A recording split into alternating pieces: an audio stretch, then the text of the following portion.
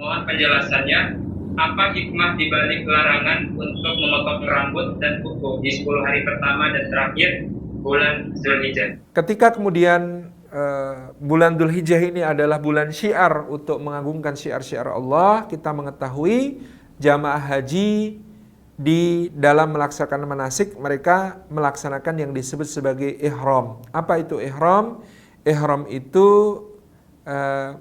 menjaga diri dari apa-apa yang dilarang Allah selama kemudian mereka melaksanakan rangkaian manasik ibadah haji. Termasuk larangan ihram juga sama, yaitu larangan memotong rambut, larangan memotong kuku, larangan mencabuti bulu, gitu ya.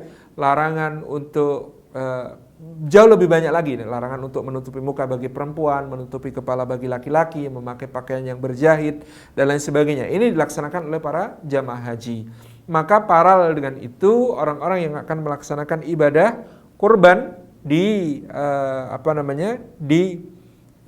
sunnahkan juga untuk turut merasakan suasana berihram tersebut, gitu ya. Ini yang pertama hikmahnya, turut merasakan suasana berihram tersebut dengan tidak memotong rambut dan kuku mereka sejak permulaan bulan Dzulhijjah sampai hewan hadyu mereka atau hewan udhiyah mereka, hewan kurban mereka nanti disembelih. Nah, sesudah itu barulah mereka kemudian disunnahkan untuk memotong kukunya, memotong rambutnya diperbolehkan lagi, sebagaimana juga jamaah haji diperbolehkan kemudian melakukan tahallul, boleh menghalalkan ihramnya, sudah selesai ihramnya, diantaranya juga dengan cara bercukur, dengan cara menggunduli rambut ataupun memotong sebagian dengan cara tahalluk maupun taksir. Itu yang dilaksanakan jamaah haji. Nah, kita ini meskipun tidak sedang berhaji, ini juga disunahkan untuk merasakan suasana ihram tersebut dengan cara tidak memotong rambut dan kuku kita sebelum binatang udhiyah kita, hadyu kita disembelih. Ini hikmah yang pertama. Jadi supaya kita sama-sama merasakan keagungan bulan Dzulhijjah, ya. Jadi kalau yang jamaah haji berihram, kalau kita ihram mini ya. Ihram mini itu maksudnya disunahkan untuk tidak memotong kuku, tidak memotong rambut, gitu ya.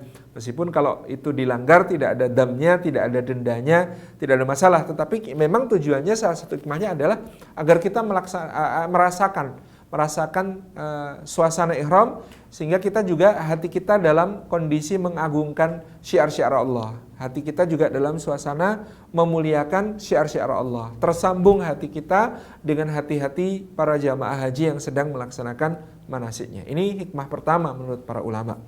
Hikmah kedua adalah di antaranya menurut sebagian ulama, hikmah dari tidak dipotongnya rambut dan kuku ini supaya dia menjadi bagian yang disucikan dari dosa-dosa.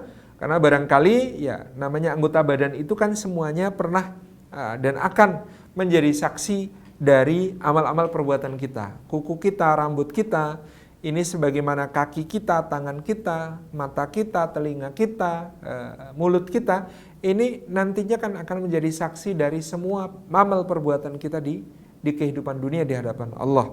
Nah, maka maknanya ketika kuku dan rambut ini tidak dipotong selama 10 hari awal bulan Dzulhijjah, supaya mereka menjadi saksi-saksi kebaikan kita yang menahan diri dari memotongnya di 10 hari awal bulan Dzulhijjah ini untuk diampuni dosa-dosa kita, termasuk dosa-dosa yang disaksikan oleh rambut dan kuku ini, sehingga kemudian rambut dan kuku ini tidak akan lagi nanti bersaksi atas dosa yang telah diampuni itu di sisi Allah Subhanahu wa taala, dan juga dia untuk menjadi saksi pahala keutamaan-keutamaan yang kemudian kita laksanakan di 10 hari awal bulan Dzulhijjah. Kan tadi kita banyak melaksanakan, ada yang puasa, ada yang bertalbiyah, ada yang mengucapkan zikir-zikir, ada yang bersedekah, ada yang belanja hewan kurban sampai menyembelih hewan kurban besok, gitu ya, dan lain sebagainya. Ini semuanya rambut dan kuku ini akan menjadi saksi. Setidaknya menurut para ulama,